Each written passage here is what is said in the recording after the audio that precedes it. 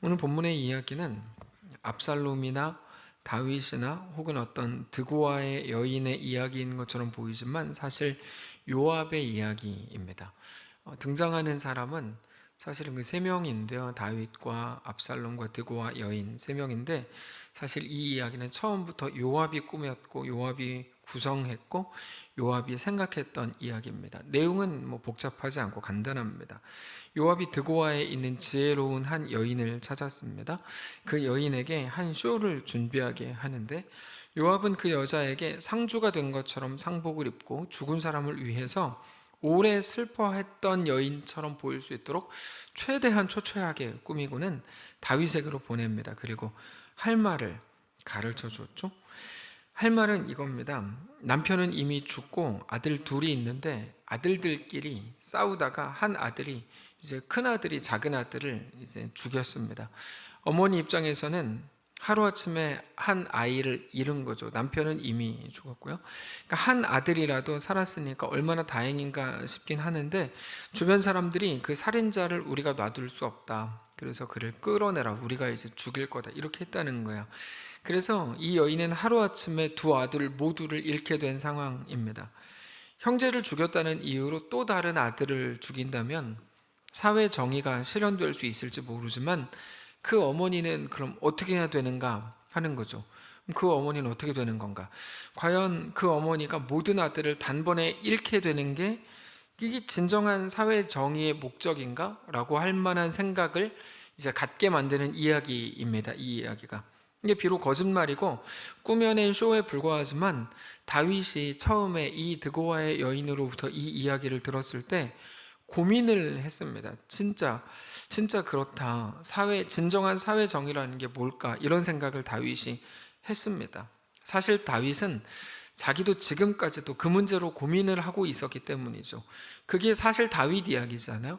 압살롬이 암논을 죽였습니다. 그래서 압살롬을 귀양을 보냈습니다. 그리고 돌아오게 하지 못하고 이제 계속 거기서 있게 하는데 그게 과연 진짜 사회 정의인가? 하여튼 이런 복잡한 생각을 하게 되는 거죠. 암논을 죽인 압살롬을 정의라는 이름으로 또 죽이는 게 맞는가? 아니면 그 죄인을 살려둬야 되는가? 복잡한 겁니다. 물론 다른 사람의 이야기라면 나름대로의 객관성을 가질 수 있는 이야기지만 다윗은 자기 이야기였기 때문에 객관적이기 어려운 상황이었습니다. 그래서 그거에 대한 어떤 답도 스스로 가지지 않은 상태가 오늘 본문의 상태였습니다. 그런데 이번에 다윗도 진지하게 생각해 볼 기회가 생긴 거죠. 다윗 입장에서도 사실 이게 괜찮은 주제였습니다. 근데 사실 이거는 우리 하나님의 고민이었습니다. 하나님을 두고 고민이라는 표현을 쓰는 게 좀 어색하지만 사실입니다. 우리가 죄를 지었죠. 그러면 죄는 하나님이 미워하시는 거거든요. 그럼 죄 때문에 우리가 죽는 건 당연한 결과입니다. 우리가 죄 지었으니까. 근데 과연 그렇게 우리의 아버지이신 하나님께서 우리가 죄 지었다고 해서 우리를 죽음에 넘겨주실 수 있냐는 거죠. 이게 이제 관계라는 걸 쏙 빼놓고 생각을 해보면 다 정의롭고 이게 옳고 그렇고 대단하게 핏대 올려가면서 소리 지를 수 있는데 그분이 심판자이신 분이 하나님이시다, 우리 아버지이시다라고 하는 것부터 좀 이제 생각을 하게 하는 겁니다. 반대로 우리가 죄가 있음에도 불구하고 사랑하시는 자녀라는 이유로 우리를 죽이지 않는다면 그러면 하나님의 정의라는 게 또 관계라는 것 앞에서 완전히 무너져야 되는 건지, 사실 그게 하나님의 딜레마였거든요. 하나님에 대해서 딜레마라는 단어를 쓰는 게 좀 어색하지만 인간적인 표현으로는 정확히 맞는 표현입니다. 하나님께서는 하나님의 정의, 공의라고 부르죠. 그것과 우리를 향한 하나님의 사랑을 모두 충족할 수 있는 방법을 애써 찾으십니다. 결국에 성경의 주제가 그건 거거든요. 하나님의 공의와 하나님의 사랑을 완벽히 충족할 수 있는 거죠. 그게 바로 하나님의 아들 예수님을, 죄 없는 예수님을 죽음에 내어주시기로 하신 겁니다. 죄 없으신 하나님의 아들 예수 그리스도를 이 땅에 보내셔서 우리 대신 죽게 하셨고, 그래서 우리의 모든 죄가 그분에게 전가되게 하시는 방식으로 우리 또한 구원하시기로 한 겁니다. 우리가 죄지어서 우리가 죽어야 되는데 우리 죽음을 그에게 담당시키신 거죠. 하나하나의 이런 단어들을 우리가 잘 봐야 됩니다. 이사야 53장을 보면 이렇게 되어 있어요. 그는 실로 우리의 질고를 지고, 그는 실로 우리의 질고를 졌다 그랬죠. 우리의 슬픔도 당했고, 그러나 우리는 생각하거늘 그는 징벌을 받아 하나님께 맞으며 고난을 당한다 하였노라. 그가 찔림은 우리의 허물 때문이요 그가 상함은 우리의 죄악 때문이라. 그가 징계를 받음으로 우리는 평화를 누리고 그가 채찍에 맞음으로 우리는 나음을 받았도다. 우리는 다 양 같아서 그릇 행하여 각기 제 길로 갔거늘 하나님께서는 우리 모두의 죄악을 그에게 담당시키셨도다. 그러니까 어떤 사람들은 이게 말이 되냐 이렇게 이제 이 본문을 가지고 따지죠. 죄 지은 사람이 죽어야지, 죄 없는 하나님의 아들이 죽었다 그래가지고 사람의 죄가 사해지는 게 말이 되냐 이렇게 따지는데요, 하나님으로서는 말이 됩니다. 방법이 없어서가 아니라 가장 완벽한 방법을 찾으신 거죠. 죄로 인해서 치러야 될 죄값을 다 치르면서도 그의 자녀인 우리를 얻으시는 겁니다. 그래서 하나님이신 예수 그리스도께서 친히 이 땅에 오셔서 우리를 대신해서 죽으신 거죠. 그게 하나님의 공의, 하나님의 정의이고, 그 정의에는 우리에게 대한 하나님의 사랑을 빼놓고 말할 수가 없는 겁니다. 근데 놀랍게도 다윗이 그 생각을 한 거거든요, 오늘 본문에서. 그래서 다윗은 그 여인에게 이렇게 말해요. 내 이름을 걸고, 이렇게 얘기해. 내 이름을 걸고 하나님의 살아계심을 두고 맹세한다. 오늘 본문 10절입니다. 왕이 이르되 누구든지 너에게 말하는 자를 내게로 데리고 오라.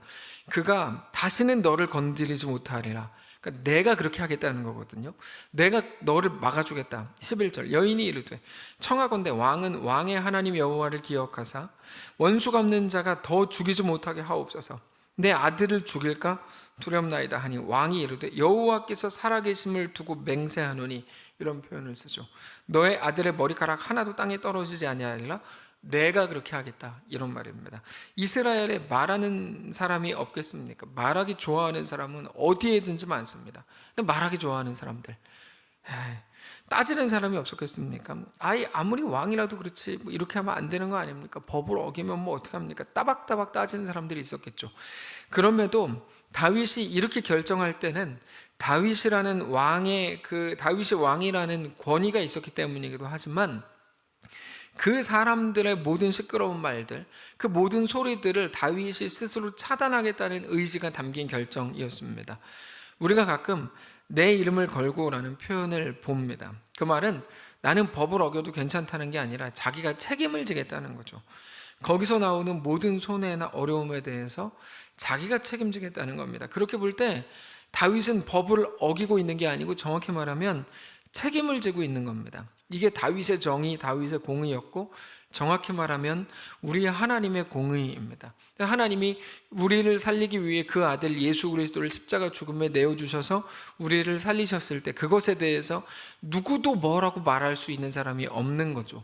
왜냐하면 정확하게 정당하게 모든 거를 다 지키신 거거든요.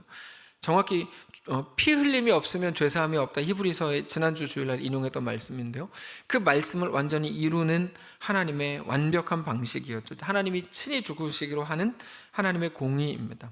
근데 이 이야기가 여기서 그냥 끝나면 뭐 좋았을 텐데 끝나지 않고 12절로 이어집니다. 12절을 보시면 여인이 이르되 청하건대 당신의 여종을 용납하여 한 말씀을 내 주 왕께 여쭙게 하옵소서. 그랬더니 왕이 그렇게 말해라. 그러면서 여인은 이 모든 이야기가 사실 자기 이야기가 아니고, 방금 전까지 자기 이야기라 그랬는데 사실은 거짓말이고 다윗 당신의 이야기였다, 이렇게 말합니다. 13절부터 보시면 여인이 이르되 그러면 어찌하여 왕께서 하나님의 백성에 대하여 이 같은 생각을 하셨나이까? 이 말씀을 하심으로 왕께서 죄에 있는 사람같이 되심은 그 내쫓긴 자를 왕께서 집으로 돌아오지 아니하게 하심이. 내쫓긴 자는 압살롬이고 왜 안 부릅니까? 그 얘기죠. 14절 우리는 필경 죽으리니 땅에 쏟아진 물을 다시 담지 못할 것 같지만 하나님은 생명을 빼앗지 않고 방책을 베푸사 하나님의 방식, 하나님의 방법을 주신다는 거죠. 내쫓긴 자가 하나님께 버린 자가 되지 아니하게 하시나이다. 우리가 얻은 구원에 대해서 여자가 이렇게 쭉 설명을 해요. 이제 와서 내 주 왕께 이 말씀을 엽주는 것은 백성들이 나를 두렵게 하므로 당신의 여종이 스스로 말하기를 내가 왕께 여쭈으면 혹시 종이 청하는 것을 왕께서 시행하실 것이라. 왕께서 들으시고 나와 내 아들을 함께 하나님의 기업에서 끊을 자의 손으로부터 주의 종을 구원하시리라 함이니이다. 당신의 여종이 또 말하기를 내 주 왕의 말씀이 나의 위로가 되기를 원한다 하였사오니 이는 내 주 왕께서 하나님의 사자같이 선과 악을 분간하심이니이다. 원하건대 왕의 하나님 여호와께서 왕과 같이 계시옵소서. 이게 복잡해가지고 무슨 소리 하는 거야 생각이 되는데, 그냥 쉽게 말하면 왕이요, 그러면 당신은 왜 압살롬에 대해서 아직까지 어떻게 해야 될지 결정을 못하고 있습니까? 그런 말입니다. 저게 다윗이 한 번에 다 알아들었어요. 그럼 압살롬은요? 이렇게 이제 얘기한 겁니다. 도대체 당신의 정의라고 하는 게 국가의 법에 대한 정의입니까? 아니면 하나님이 주신 아들과 아버지 속의 관계 속에 있는 정의입니까? 이런 말을 이제 한 거죠. 그때 다윗이 압살롬 얘기하는지 다 알아듣고 이 여인이 혼자 꾸며낸 말이 아니라 그 뒤에 요압이 있다는 걸 눈치를 챕니다. 다윗도 대단하죠. 눈치를 채요. 그리고는 요압이 시킨 일이냐 이것만 한마디 정확히 확인을 하고 나서 압살롬을 데려오게 합니다. 18절 보시면 왕이 그 여인에게 대답하여 이르되 내가 바라노니 내가 너에게 묻는 거를 내게 숨기지 말라. 내가 하나만 물을게. 여인이 이르되 말씀하십시오. 19절 왕이 이르되 이 모든 일에 요압이 너와 함께 하였느냐? 여인이 대답하여 이르되 내 주 왕의 살아계심을 두고 맹세하옵나니 내 주 왕의 말씀을 좌로나 우로나 옮길자. 엄청 길게 얘기하는데 결론은 네, 왕의 종 요압이 내게 명령했습니다. 그가 이 모든 말을 왕의 여종의 입에 넣어 주었습니다. 이는 왕의 종 요압이 이 일의 형편을 바꾸려 하여 이렇게 함이니이다. 지금 압살롬이 잡혀 있거든요. 그 사람 데리고 와가지고 왕의 후계자로 삼으려고 그렇게 했다는 거죠. 내 주 왕의 지혜는 하나님의 사자의 지혜와 같아서 땅에 있는 일을 다 아시나이다. 뭐 어떻게 하셨어요? 이런 말입니다. 21절 왕이 요압에게 이르되 내가 이 일을 허락하였으니 가서 청년 압살롬을 데리고 오라. 자, 오늘 본문을 통해서 우리에게 주시는 너무나 중요한 메시지는 분명히 방금 전에 제가 말씀드렸던 우리가 나눈 그 내용입니다. 하나님의 공의, 하나님의 정의, 다시 말해서 사랑하는 우리를 얻기 위해서 하나님 자신이 우리 모든 죄와 죄의 대가를 친히 책임지시는 하나님의 정의이고, 어떤 아이가 죄 지은 것까지도 그 아버지가 손해배상을 할 뿐만 아니라 그거를 넘어서서 죽기까지 책임지시는 하나님의 진정한 정의를 보여주시는 겁니다. 그러니까 우리가 이렇게 하는 거죠. 네가 죄 지었는데 왜 예수님이 죽어? 대신이라는 게 말일 때 아이가 지은 죄를 가지고 부모가 책임을 지는 그런 개념인 거거든요. 그게 하나님의 정의다 우리에게 보여주시는 거예요. 이거는 너무 분명하게 우리에게 하나님이 누구신지를 보여줍니다.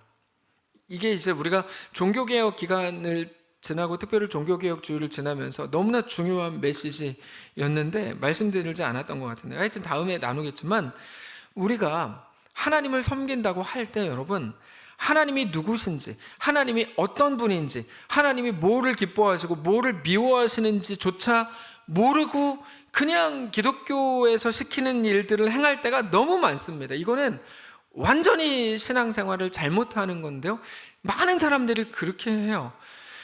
하나님이 누구신지 잘 모르는 게 분명해요. 근데도 무언가를 행해요. 재밌는 거죠. 뭐 왜 저렇게 하는 거지?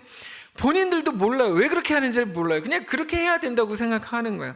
그래야만 다른 사람들의 말, 하나님이 이거를 기뻐하신다, 기독교 신앙은 저렇게 하는 거다 라는 말들을 그냥 듣고 하는 중인데, 그렇게 하지 말아야 하고, 우리는 무엇을 행하거나 행하지 말기 이전에 하나님이 누구신지를 정확히 알아야 됩니다.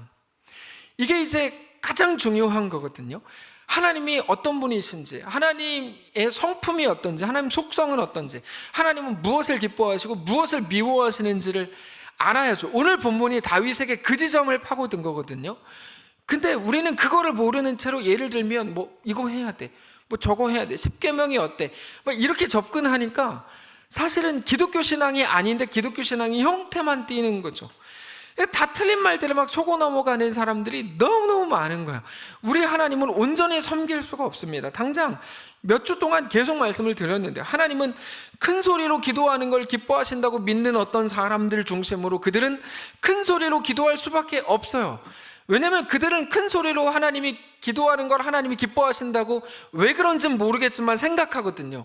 그래서 제가 묻는 거예요. 도대체 어디 나오냐, 성경에. 하나님이 큰 소리로 기도하시는 걸 좋아한다고 어디 나오냐. 아니, 나오지도 않는 내용들을 가지고 막 이렇게 막 하는 거예요. 남들도 그래요. 어떤 목사님이 그랬어요. 부흥사가 그랬어요. 막 얘기를 하는데 됐다 그러고 도대체 성경에 어디 나와 있냐 이렇게 묻는 거죠. 그들은 소리를 질러서 막 악을 쓰면서 심지어 자기 몸을 상하게 하면서 기도할 수밖에 없었습니다. 그들이 그렇게 하는 이유는 그들이 믿는 하나님이 그거를 기뻐하신다고 믿기 때문인데요. 도대체 묻는 거예요. 당신이 믿는 하나님이 누구냐 이렇게 묻는 거죠. 네, 여러분 기독교 신앙은 다른 게 아닙니다. 하나님을 믿는 거거든요. 근데 도대체 당신이 믿는 하나님을 어디서 확인하냐 이거예요. 우리가 하나님을 확인하는 유일한 방법은 성경인데 이거를 빼놓고 뭐 누가 어떻게 했대요, 누가 이렇게 하니까 복 받았대요. 아니, 다 왜 자꾸 쓸데없는 얘기들을 그렇게 하냐고요. 우리가 정말 바라보고 우리가 정말 섬겨야 되는 그 하나님이 누군지에 대한 확인을 먼저 해야 되는 거 아니냐는 거죠. 근데 그렇게 하면 자기들의 신이 감동해서 자기에게 복을 줄 거라고, 자기 기도를 들어줄 거라고 생각하기 때문입니다. 근데 우리 예수님께서 기도에 대해서 잘 가르쳐 주셨어요. 마태복음 6장에 나와요. 이거를 제가 안 전해드렸는지 모르겠는데 6장 6절을 집에 가서 읽어보십시오. 이렇게 되어 있어요. 너는 기도할 때 내 골방에 들어가 문을 닫고 은밀한 중에 계신 내 아버지께 기도하라. 은밀한 중에 보시는 내 아버지께서 갚으시리라. 도대체 주요 3창이 어디 나오냐고요. 아니, 어디에 나오길래 그런 것들을 계속 하면서 하나님을 찾는 거냐는 질문을 하는 거예요. 너는 기도할 때 이방인과 같이 중언부언하지 말라. 그들은 말을 많이 하여 들으실 줄 생각하느니라. 기도를 길게 하라는 게 어디 나오냐는 거예요. 도대체 나오지도 않는 거를 여기저기에서 막 주워 들어가지고 그게 마치 하나님의 뜻인 것처럼 왜 이상하게 하나님을 만들어서 섬기냐는 거죠. 예수님께서 가르쳐 주신 기도 그대로 하면 될 거를 그대로 안 하는 이유가 도대체 뭐냐고 예를 들어서 말씀을 드리는 겁니다. 그러니까 여전히 우리 이렇게 생각하면 쉬워집니다. 그러니까 여전히 큰 소리로 기도해야 된다거나 알아듣지도 못하게 자기도 알지도 못하는 이상한 방언이라는 말도 안 되는 것들을 가지고 기도해야 된다고 말하는 사람들을 보면서 도대체 저 사람들은 어떤 하나님을 믿는지, 그들은 진짜 하나님을 믿는 게 아니라 자기들이 생각하는 또 다른 신이 있구나 이렇게밖에 생각이 안 되는 거죠. 무슨 말인지 이해가 되십니까? 믿는 하나님이 다르니까, 아는 하나님이 다르니까 자기의 다른 방식으로 자기들의 신을 섬기고 있는 중인 거죠. 자, 므낫세가 그랬습니다. 므낫세가 누구냐면 히스기야의 아들이었는데요. 히스기야가 결국 자기 아들한테 하나님을 제대로 소개해 주지를 않고 죽습니다. 히스기야 못난 왕입니다. 그 결과 므낫세가 12살에 왕이 돼가지고 55년을 통치하는데 그동안에 50년을 하나님을 모르는 사람으로 죽습니다. 여러분, 히스기야가 누굽니까? 죽을 병에 걸렸다가 하나님의 은혜로 살게 된 사람이잖아요. 정확히 말하면 하나님이 너 죽는다? 그 한마디 했더니 히스기야가 반짝 쫄았어요. 그래가지고 내가 왜요? 그랬더니 그때 아들이 없었거든요. 너 이제 집안을 돌아봐. 그리고 나서 살려줄게. 15년 더 살게 해줄게. 15년 동안 하나님과의 관계, 이스라엘에 대해 승부를 봐야 돼. 그리고 나서 3년 만에 얻은 아들이 므낫세입니다. 근데 히스기야가 죽을 때까지 므낫세에게 하나님을 가르쳐 주질 않아요. 그냥 고작 자기가 갖고 있는 그만 보아 막 자랑질하다가 끝나거든요. 히스기야는 말년에 그렇게 죽습니다. 그러니까 정확하게 말하면 므낫세는 아버지에게 배운 게 없는 거예요. 하나님에 대해서 하나도 배운 적이 없어요. 하나님 아버지가 섬기는 것처럼 하는 거를 보고 흉내는 냈는데요, 하나님이 누구신지를 모르고 아버지가 그냥 죽어버립니다. 그래서 므낫세는 하나님을 섬기긴 했지만, 그래서 복 받아보겠다는 목적으로 므낫세가 어떤 짓을 하냐면 자기 아들을 흰놈 골짜기로 데려가서 불에 태워 죽입니다. 이방 종교를 섬기는 사람들이나 하는 별의별 짓을 다 하면서 살아요. 그가 하나님을 섬긴다고 했던 일들입니다. 그가 하나님을 대적했던 방식은 항상 그가 하나님을 대적하는 방식이었어요. 므낫세가 하나님을 섬긴다고 했던 모든 방식은 므낫세가 결과적으로 하나님을 대적하는 방식이었다고요. 왜 그렇습니까? 하나님이 누군지 모르기 때문이죠. 므낫세가. 여러분, 우리로서는 도저히 이해가 안 되는 일인데 그게 므낫세가 생각하는 하나님을 섬기는 방법이었던 거예요. 이런 일들이 우리에게 너무 많아요. 너무 많아요. 그게 너무 안타까운 일이에요. 그는 열심을 다하고 최선을 다한대요. 근데 정말 하나님을 섬기는 방법 같지는 않아요. 왜냐하면 하나님에 대해 모르는 게 분명해요. 하나님은 그런 걸 요구하시지 않아요. 이런 모습들이 우리에게 얼마나 많은지 모른다는 겁니다. 그러면 내가 그래도 열심히 했으니까 하나님이 나를 그래도 이해해 주시지 않을까라고 생각하는데, 므낫세를 보세요. 므낫세는 간절함의 끝판왕이라니까요. 자기 아들을 하나님께 복 받겠다고 그렇게까지 불에 태워 죽입니다. 그게 어떻게 하나님을 아는 자의 행동입니까? 므낫세는 하나님이 누구신지 모르니까 이상한 짓들을 하는 거거든요. 잘 모르고 했다고 해서 용서받는 게 아닙니다. 하나님은 그에게 진노하십니다. 성경을 보시면 나와요. 잘 모르고 행한 모든 일에 대해서 하나님은 그러므로 내가 널 용서할게 하시지 않아요. 하나님은 네가 왜 나를 모르냐? 그러면서 진노하세요. 므낫세는 어떻게 하는 게 하나님을 섬기는 건지, 어떻게 하는 게 하나님을 사랑하는 건지를 몰랐던 거죠. 우리가 그래요. 되게 나이스하게 아이들을 가르치고 키운다는 그런 명분으로 아이들을 다 망쳐놓는 일들이 너무너무 많아요. 너무 가슴 아픈 일이죠. 근데 그러다가 50년이 지나서 이런 기록이 있습니다. 그제서야 므낫세가 여호와가 하나님이신 것을 깨달았다, 이렇게 나옵니다. 그리고 5년 동안 하나님 섬기고 죽습니다. 므낫세는. 자, 하나님은 오늘 본문에서 우리에게 분명히 말씀해 주시죠. 하나님은 사랑의 하나님이고 동시에 하나님은 공의의 하나님이십니다. 하나님의 은혜는 한이 없지만 하나님의 공의는 완전하셔서 우리를 살리기 위해서 그의 아들 예수님을 십자가에 내어주셨습니다. 그것으로 하나님께서 죄인에 대한 완전한 사랑을 완벽하게 만드신 거예요. 그게 하나님의 사랑이고 하나님의 공의입니다. 우리가 하나님을 온전히 알 때 하나님이 기뻐하시는 성도의 삶을 비로소 살아갈 수가 있는 거죠. 그냥 대충 이렇게 남들이 하니까, 이게 기독교 문화니까, 여러분 그렇지 않습니다. 하나님이 누구신지 제대로 배우셔야 되고 제대로 아셔야 돼요. 그래서 그 하나님을 아는 지식으로 우리 삶을 결정해서 살아가셔야 돼요. 하나님이 무엇을 요구하시는지 우리가 분명히 알아야 돼요. 그렇게 볼 때 오늘 본문의 요압이 결과적으로는 지혜롭게 행한 것 같죠. 다윗의 마음을 움직였고 다윗으로 하여금 압살롬을 데려오게 했으니까요. 근데 아니에요. 요압은 하나님이 아니라 자기를 위해서 행한 일입니다. 결론적으로 좋았는지 몰라도 요압은 아주 잘못하고 있는 거죠. 다윗의 마음을 움직여서 자기가 원하는 압살롬을 다시 불러들이려고 하는 것은 요압의 꼼수였거든요. 결과가 아니라 하나님은 언제나 마음의 동기를 보십니다. 우리가 14장의 이 내용들을 이미 앞에서 제가 너무 멋있게 해석을 했기 때문에 하나님의 사랑이 어떻고 이렇게 해석했기 때문에 요압의 계략이 숨겨질 수 있지만, 사실 우리는 여기서 요압의 어떠함에 대해서 분명하게 생각해야 됩니다. 요압은 무슨 수를 써서라도 압살롬을 데리고 와야 된다고 생각했어요. 그게 자기가 믿는 정의였어요. 여러분, 이게 문제입니다. 뭐가 문제냐면요, 우리는 우리의 신념을 믿는 게 아니고, 지난 주일에도 말씀을 드렸지만 우리는 예수를 믿는 거예요. 하나님을 믿는 거예요. 근데 요압은 자기의 신념을 따르는 거죠. 지금 있는 많은 사람들이 그렇습니다. 신념을 믿음이라고 바꿔서 읽어버리죠. 그러니까 자기들은 다 자기들 나름대로 옳은 대로 했는데 사실 하나님의 뜻에 맞지 않는 게 바로 거기 있는 거거든요. 요압이 그래요. 압살롬을 데리고 오는 게 옳다고 본인은 생각했던 게 분명해요.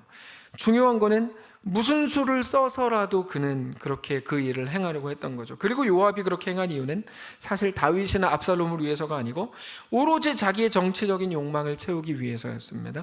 요압은 다윗의 아들들 가운데 압살롬이 제일 왕이 될 만하다고 여겼고, 그래서 압살롬을 왕으로 세우는데 자기가 1등 공신이 돼서 자기의 앞길을 견고하게 만들어 나가려는 요압의 교묘한 생각이 있었던 겁니다. 상당히 정치적인 판단이죠. 그 결과 우리가 읽지 않았지만 요압의 말에 순수한 다윗이 좌우되고 있으면서 동시에 압살롬의 반역이 꿈틀거리고 있는 거죠. 조금 있으면 압살롬이 반역해서 가장 비참하게 죽습니다. 우리가 압살롬에 대해서 나중에 또 나누겠지만 사실 압살롬은 이미 한번 범죄한 상태로 유배지에 갔기 때문에 우리는 기대할 수가 있어요. 어떤 기대냐면 넘어졌던 사람, 쓰러졌던 사람, 실패했던 사람에 대한 겸손함이거든요.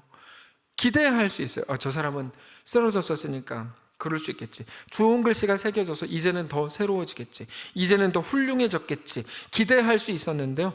압살롬은 결국 또다시 반역을 합니다. 그리고 비참한 죽음을 맞이하게 되는데 사실 오늘 이 본문이 그 시초가 되는 겁니다. 차라리 유배지에서 겸손하게 살다가 죽었으면 압살롬에게 그나마 가장 선한 결말이었겠죠. 근데 요압의 정치적인 야망으로 인해서 압살롬을 끌어들였고 압살롬은 결과적으로 그렇게 가장 비참한 죽음을 맞이하게 됩니다. 아무튼 오늘 본문으로 다시 돌아가면 요압이 꾸민 이 여인의 이야기가 다 옳은 소리들처럼 들리고 하나님의 성품도 막 묻어나는 것처럼 해석을 그렇게 했으니까요. 이렇게 다 보이지만 요압이 하나님의 마음을 알고 나서 드고아의 여인에게 막 천재적으로 그렇게 얘기를 넣은 것처럼 보이지만 아닙니다. 그 얘기를 잘 보면 굉장히 중요한 한 가지가 빠져 있는데 뭐가 빠져 있냐면 죄에 대한 회개가 거기 빠져 있습니다. 모든 게 다 완벽한 것 같은데요. 그래서 압살롬이 돌아오는 과정에 죄에 대한 회개가 없어요. 우리가 눈치를 채야 됩니다.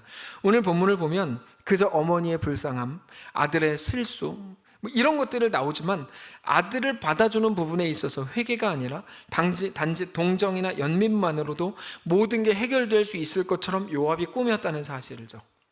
그게 요압이 생각하는 정의였거든요. 거기에는 하나님의 뜻이라는 건 없는 거야. 다윗도 거기에 속아서 압살롬에 대한 선처의 부분에 있어서도 뉘우침이나 회개나 후회나 반성 이런 것들에 대한 점검이 없이 그저 연민으로 이번 일을 진행하도록 놔두는데 이 일 때문에 결국 압살롬은 괴물이 돼서 죽죠. 우리가 다시 한번 말씀을 드리지만 하나님이 누구신지를 정확히 알아야 됩니다. 여러분, 우리의 신앙은 신념으로 하는 게 아닙니다. 근데 너무나 많은 성도들조차 신념으로 꽉 차 있어요. 이게 옳아, 저렇게 해야 돼, 이게 좋은 것 같아. 근데 신앙은 그렇게 하지 않고요, 오직 믿음으로 하는 거야. 하나님이 누구신지를 알아야 돼요. 하나님의 구원의 은혜는 그냥 어쩌다가 얻게 되는 게 아니야. 모든 사람들이 다 잘 되고 부자가 되고 복 받는 게 하나님의 뜻이라고요? 그런 게 어디 있어요? 그런 건 없습니다. 그거는 하나님의 뜻이 아니에요. 우리를 구원하시기 위한 예수 그리스도의 십자가, 그 고난과 배신당함과 성육신과 죽으심이 여러분 우리 구원에 대한 하나님의 역사의 중심에 있다는 사실을 우리가 반드시 기억해야 됩니다. 무슨 말인가 하면 단지 하나님은 신이니까, 전지전능하신 분이니까 하나님의 정의나 법도 다 무시하고 하나님이 그저 자기가 하고 싶은 대로 한 게 아닙니다. 친히 고난당하시고 죽임당하시는 그 모든 일을 담당하신 겁니다. 거기에는 예수님의 피비린내 나는 순종이 있었고 실제로 예수님의 피가 들어있었죠. 우리가 신앙이라고 할 때 신앙에는, 믿음에는 대상과 내용이 있다고 말씀드렸죠. 믿음의 대상은 누굽니까? 모든 것들을 합력하여 선으로 바꾸시는 하나님, 창조의 하나님이 믿음의 대상이고요. 믿음의 내용은 뭡니까? 그러므로 나는 오늘 믿음으로 내 길을 가겠다. 그거를 다른 말로 하면 뭡니까? 십자가의 길을 걷는 거죠. 근데 십자가는 쏙 빼놓고 하나님 혹은 이건 빼놓고 이거 말이 되지 않습니다. 요압이 꾸민 이 모든 말의 허점이 바로 거기 있습니다. 회개 문제가 전혀 언급이 안 돼 있어요. 압살롬이 회개했다는 말이 없어요. 회개했다면 회개한 사람의 마땅한 모습이 거기 드러나거든요. 그가 만약 회개한 자라면 압살롬은 아마도 이후에 이스라엘을 다시 혼란스럽게 하기 상당히 어려웠을 겁니다. 그럼에도 압살롬의 최후를 보면 그가 회개하지 않았다는 증거가 되는 거죠. 잘못한 사람이 단지 감옥 갔다 오면 끝납니까? 그럼 죄사함을 다 받은 겁니까? 세상적으로는 그렇겠죠. 근데 그렇지 않습니다. 그 사람은 깊이 회개함으로 하루하루를 살게 되죠. 고통스럽겠죠. 사실 누구도 그렇게 볼 때 하나님 앞에 당당할 수 없습니다. 그럼 누군가는 또 이렇게 질문해요. 그러면 늘 우울하게 사는 게 옳은 겁니까? 그게 목사님이 말하는 하나님의 뜻입니까? 질문할 수 있을 거예요. 근데 전혀 그렇지 않아요. 진심으로 회개하고 하나님께 용서를 받고 그렇게 예수 그리스도의 보혈이 나를 씻어서 구원하시기 위한 나를 위한 보혈인 걸 알고 정말 그렇게 믿고 그렇게 하나님과 함께 사는 평안을 누려본 사람은 절대 그렇게 말하지 못합니다. 내가 살아서 내가 당당하고 똑똑한 게 아니고 하나님 앞에 겸손하고 진실하게 사는 게 얼마나 큰 행복인지 아는 사람은 다 압니다. 그는 하루하루 하나님 앞에 당당하지 못할지라도 하나님이 주시는 샬롬으로 놀랍게 행복함으로 삶을 살아가는 중이죠.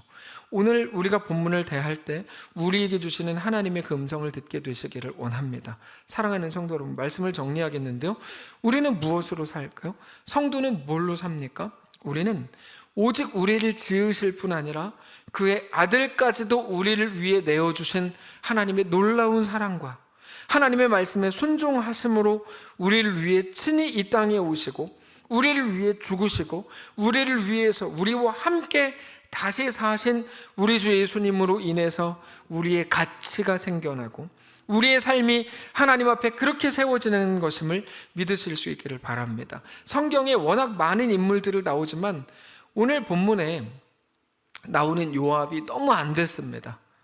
얼마나 머리 아픈 삶이에요. 요압 생각해 보니까 이렇게까지 머리 쓰고 사는 건 정말 쉽지 않겠다 생각이 들어요. 자기 욕망을 채우기 위해서 작전을 짜야 되고 막 드고와 가가지고 막 여인을, 그것도 얼마나 나름대로 말 잘하는 여인을 찾았겠어요. 찾아야 되고 일을 만들어야 되고 쇼를 해야 되고 막 특별히 불쌍한 척을 해야 되고. 우리가 자주 그렇죠. 공감받아야 된다고 생각하는 게 얼마나 불행한 건지 몰라요. 저는 우리 성도들이 이 함정에 제발 좀 안 빠졌으면 좋겠어요. 공감받으려고 하는 것도 심각한 함정이거든요. 자기 상황을 막 계속 설명해야 되고 설득해야 되고, 여러분 이게 얼마나 힘들어요. 그러지 않아도 됩니다. 요압처럼 안 해도 됩니다. 사실 오늘 본문에 이 모든 일이 뭐였냐면 이 모든 일의 시작은 1절이었어요 1절에 이렇게 나와요. 요압이 왕의 마음이 압살롬에게 향하는 줄 알고. 이게 시작이에요. 요압이 이 모든 일들을 꾸민 시작이었다고요. 요압이 꾸민 겁니다. 요압은 잘 보이고 싶었던 거죠. 자기의 정치적인 목적을 위해서 잘 보이고 싶었나 봐요. 그래서 이게 안 되는 겁니다. 사랑하는 성도 여러분, 다만 2절 이하에 나오는 그 드고아의 여인의 말을 들은 다윗의 반응을 통해서 우리에게 들려주시는 하나님의 마음을 확인하십시오. 하나님의 정의는 뭘까요? 하나님의 공의는 무엇일까요? 하나님의 사랑은 어떤 걸까요? 우리가 어떻게 구원을 받았고 우리가 구원하시기 위해, 얻으시기 위해 그 아들 예수님까지 내어주신 우리 하나님을 오늘 기억하십시오. 우리 주 하나님을 사랑하십시오. 다만 주를 신뢰하고 주 앞에 겸손하고 진실되게 서십시오. 우리를 사랑하셔서 목숨까지 내어주신 우리 하나님의 그 모든 섭리와 하나님의 함께하심이 우리 삶을 가장 아름답고 존귀하게 세울 것을 그저 믿는, 그래서 머리 아프게 살 것 없고 그저 주님을 사랑하고 하나님의 말씀 앞에 온전히 순종해가는, 주님과 영원히 동행하는 성도들 되시기를 주님 이름으로 축복합니다. 기도하겠습니다. 살아계신 하나님, 하나님을 알기를 원합니다. 하나님을 아는 지식이 물이 바다를 덮음같이 우리 속에 가득 넘치게 하시고, 그렇게 하나님 앞에 하나님이 누구신지 분명히 아는 자들의 삶이 시작될 수 있도록 인도해 주옵소서. 여기저기에서 너무 많은 걸 들었나 봅니다. 심지어 요즘엔 유튜브까지 막 신앙에 대해서 이야기하니까요. 뭐가 옳은 건지, 뭐가 하나님의 뜻인지 이제 모르겠는 상황입니다. 하나님, 말씀을 통하여 우리가 하나님이 누구신지 분명히 알게 하시고, 그래서 무엇을 행하거나 행하기 이전에 하나님을 먼저 사랑하고 그렇게 주 앞에 우리 인생을 다 내어드리는, 그래서 나를 하나님의 뜻 앞에 주장할 것 없고 하나님의 뜻이 나를 다스려 나가는 거룩한 주의 백성들 다 될 수 있도록 인도하옵소서. 하나님의 공의는 뭔지, 하나님은 하나님의 공의를 충족하시면서까지 우리를 얻으시기 위해 어떻게 행하셨는지를 기억하게 하시고, 그 하나님의 마음과 하나님의 행하심과 하나님의 역사를 우리 마음에 깊이 새기고, 그렇게 우리 주님과 함께 우리에게 허락된 그 길을 믿음으로 넉넉히 걷는 사랑하는 모든 성도를 되도록 주님 인도하여 주옵소서. 3일이 지나고 또 새로운 3일이 이제 시작됩니다. 하나님 우리와 함께 하시고 하나님의 마음을 알게 깊이 묵상하게 하시고, 그렇게 우리 자신을 온전히 주님께 내어드려 하나님의 왕이요 전부이신 주의 백성들로 또 넉넉히 3일을 승리하며 살아갈 수 있도록 인도하시옵소서. 하나님, 이번 주에 권사님들 또 멀리 다녀오게 되는데 그 모든 일정 속에 하나님 함께 해주시고 하나님의 놀라운 은혜가 있게 하시고 사고나지 않도록 도와주시고, 이제까지 가지지 못했던 참 평안과 행복과 깊은 교제가 다시금 일어나는 귀한 하나님의 역사가 있는 기간 되도록 축복해 주시옵소서. 모든 성도들 온 교회와 함께 하시고 특별히 이번에 나가게 되는 또 새로운 교사들과 함께 하셔서 하나님의 놀라운 은혜가 그들의 삶에 가득 넘치게 하옵소서. 감사드리며 살아계신 우리 주 예수님의 이름으로 기도합니다. 아멘.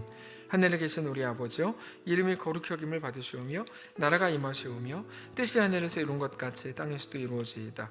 오늘 우리에게 일용할 양식을 주시고 우리가 우리에게 죄진 자를 사하여 준 것 같이 우리 죄를 사하여 주시고 우리를 시험에 들게 하지 마시고 다만 악에서 구하시옵소서. 대개 나라와 근세와 영광이 아버지께 영원히 있사옵나이다. 아멘.